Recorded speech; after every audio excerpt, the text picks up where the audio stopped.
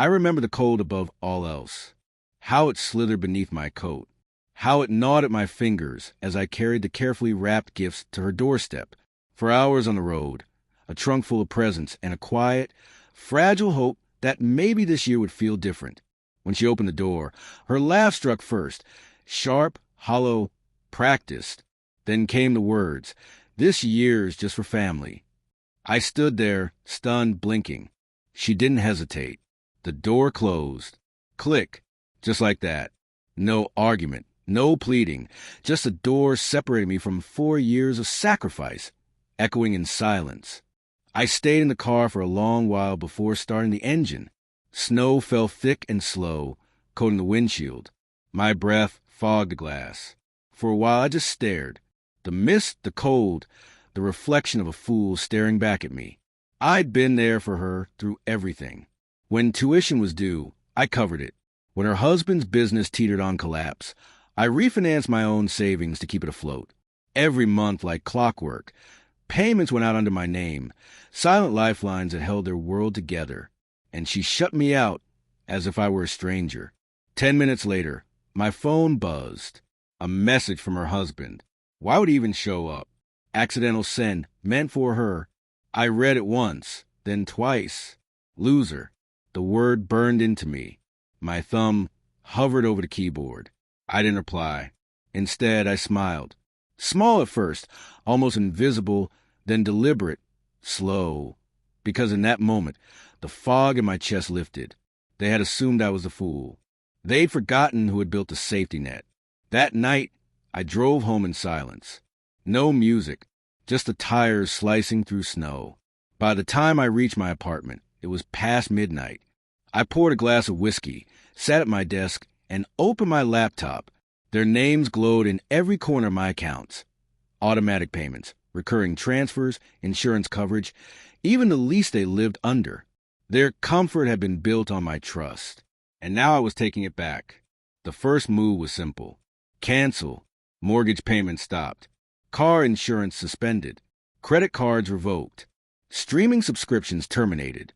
Each click surgical, precise, satisfying. I wasn't acting out of anger.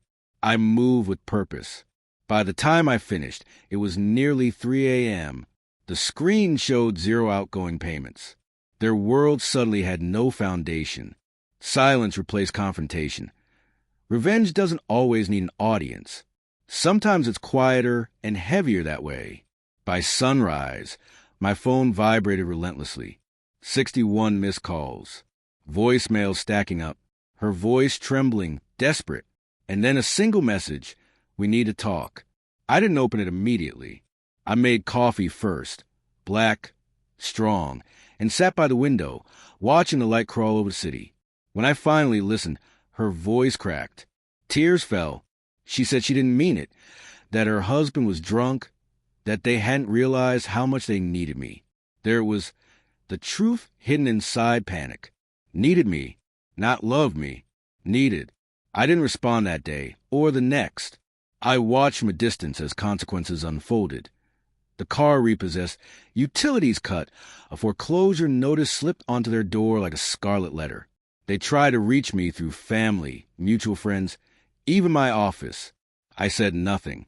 Silence, calm, deliberate. The message had already been delivered the night I pressed cancel.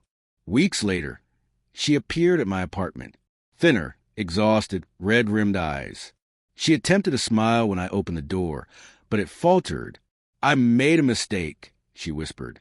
I looked at her, really looked at her.